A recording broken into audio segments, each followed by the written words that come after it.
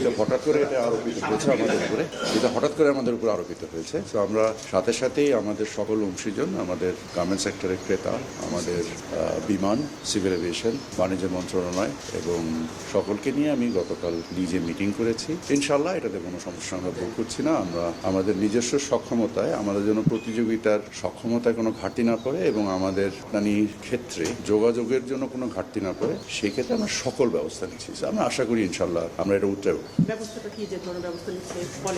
সকল ব্যবস্থা তো আমি আপনার সাথে এই মুহূর্তে শেয়ার করবো না। আমরা আমাদের প্রতিযোগিতার আমাদের যে প্রতিবন্ধকতাগুলো আছে সেগুলো কিছু কাঠামোগত, কিছু খরচের দিক দিয়ে আমরা এই সকল জিনিসের সমন্বয় করে আমাদের সক্ষমতা বৃদ্ধি করব এবং আমরা আশা করি ইনশাল্লাহ আমি এটাতে কোনো সমস্যা দেখছি না। আমরা এই মুহূর্তে বিবেচনা করছি না।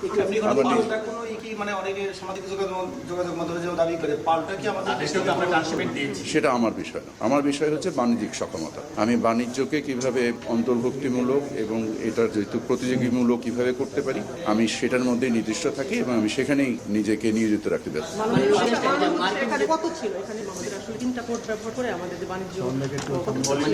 আমাদের মোরলেস অ্যাবাউট 40 থেকে 50,000 টন মতো মেটেরিয়াল বাই রোডে এখান থেকে ভারতের বিভিন্ন পোর্ট, বিশেষত দিল্লি, কলকাতা এবং ব্যাঙ্গালোর কিছু এই পোর্টের মাধ্যমে আমাদের রপ্তানি হতো। আমরা আশা করি যে এই মেটেরিয়ালটা আমরা নিজেরাই ক্যারি করার সক্ষমতা বৃদ্ধির মাধ্যমে আমাদের এই সমস্যার অতি দ্রুত সমাধান করব। European country, basically European. আমি দেশের সংখ্যায় মতো আপনাকে বলতে পারছি না, আমি ধারণা করে কথা বলবো না। হ্যাঁ, না, ভুটান নেপালে তো যেত না। ভুটান নেপালে ট্রান্সশিপমেন্ট তো রাস্তার যেতে যাচ্ছে, সেখানে তো আমাদের কোনো সংকট তৈরি হয়, শুধু এটা এয়ারপোর্ট রিলেটেড একটা সংকট তৈরি হয়েছে।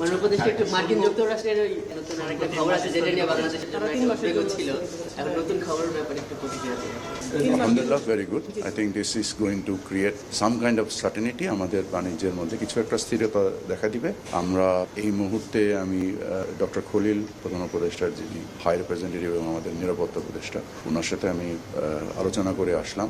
আমরা আমাদের অবস্থানকে মার্কিন যুক্তরাষ্ট্রের সাথে গতকাল রাতেও আমাদের ইউএসটিআর এর প্রতিনিধিত্বের সাথে মিটিং হয়েছে অনলাইনে এবং আমরা আমাদের কর্ম সমষ্টিগুলো নিয়ে কাজ করছি এবং সেগুলো নিয়ে সম্ভবত যে সময় সম্ভব আমরা দ্রুত যুক্তরাষ্ট্রে নিজেরাও যাব এবং যে আমাদের অবস্থানগুলোকে তুলে ধরব।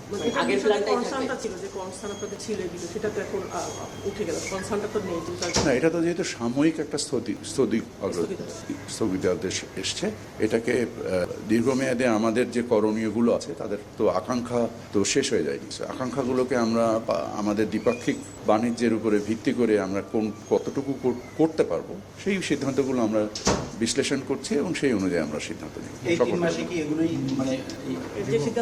নিশ্চয়ই